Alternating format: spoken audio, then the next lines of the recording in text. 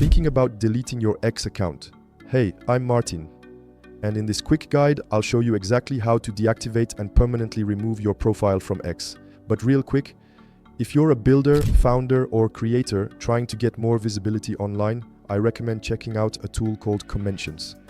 It automatically replies to tweets where people are asking for tools, services, or advice, with helpful, human-sounding comments that mention your brand. It runs in the background 24/7, and it's a smart way to get attention without being pushy.